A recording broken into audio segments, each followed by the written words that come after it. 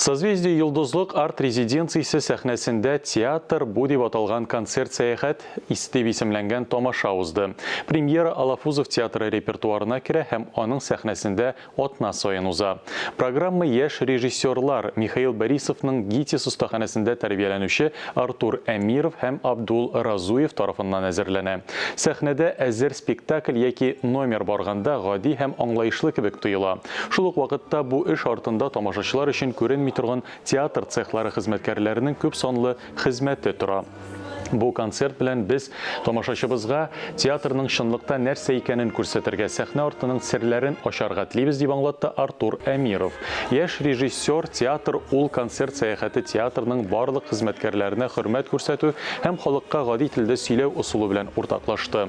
Проектта арт-резиденциянең бөтен иҗади составы җәлеп ителгән. Шул исәптән «Дорога из города» бию театрда. Концерт сәяхәтне Пушкин картасы буенча карарга мөмкин.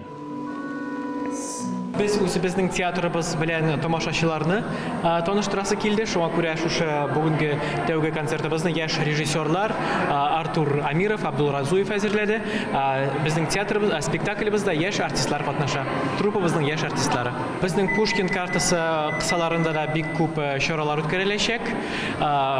Татар телендә дә, рус телендә дә, барлык телләрендә саклыйбыз, яратабыз.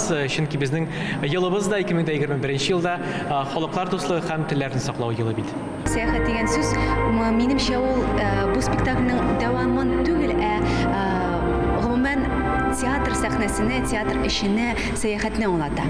Бу эстрада номерлары да, бу совет вакытында башкарылган җырлар да, һәм инде бу пантомима, пластика, бию барысын бергә җыеп, шундый зур класс концерт оештырырга булдылар. Минемчә, яшь режиссерлар өчен бу мәйданчык бик тә уңайлы.